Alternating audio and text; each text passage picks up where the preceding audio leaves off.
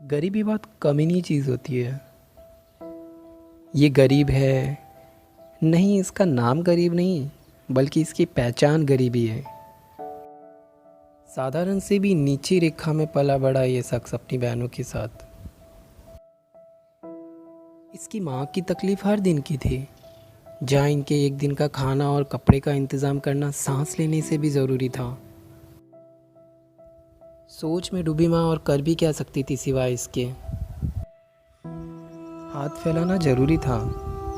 अब इसे मजबूरी में टूटना बोलूँ या भीख मांगना पता नहीं। बस आज का इंतज़ाम हो जाए तो कल का कल सोचेंगे, सिवाय इसके दिमाग में कुछ और घूमता नहीं था।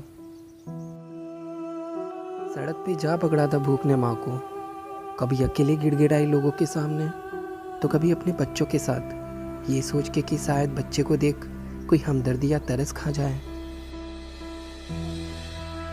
कभी किसी दिन होता भी था खाने का इंतज़ाम, लेकिन सिर्फ एक पेट का। अब उसमें माँ अपना पेट भरे या अपने बच्चों का पता नहीं।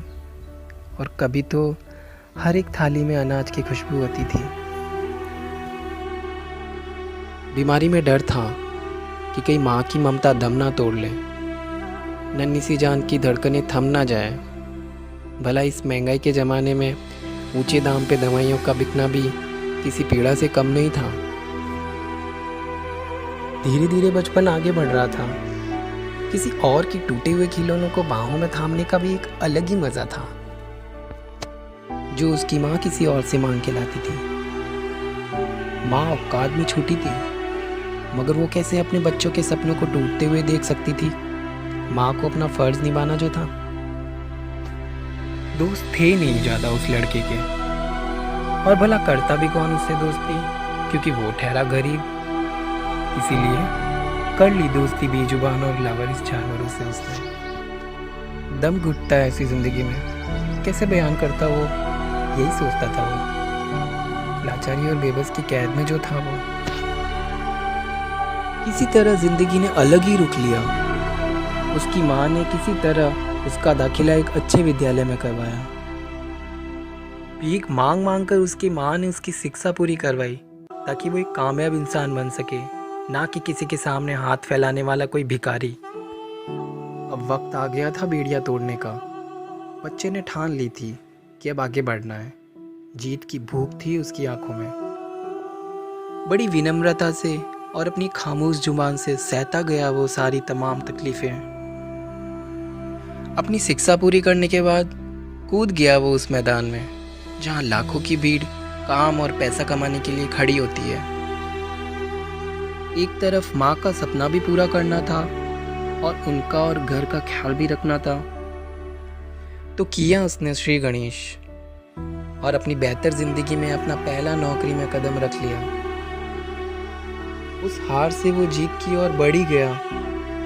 उस हार को उसने वहाँ छोड़ा जहाँ लोग उसको ताना मारा करते थे, हंसते थे उस पे, उसका मजाक उड़ाते थे। हार चुके थे वो सारे लोग, क्योंकि अब पैसा बोल रहा था। वो भी मेहनत का, जो भीख मांग के नहीं बल्कि 8 से 9 घंटे का काम करने के बाद और महीने के अंत में मिलता है उसे, जिसे महीने की तनख्वाह कहते हैं। काम बड़ा या छोटा नहीं होता है, काम की कदर करनी चाहिए हमको। अब उस लड़के के हाथ किसी के सामने मदद के लिए नहीं झुकते, क्योंकि उसके पास सब कुछ है अब, और भी होगा। उसे भरोसा है अब अपने आप पे और अपनी मेहनत पे। भगवान भी उन्हीं की मदद करते हैं जो खुद अपनी मदद करना चाहते हैं। ये तो था मेरा आईना। आशा करता हूँ ऐसे आईने को कोई भी नहीं खरीदना चाहेगा।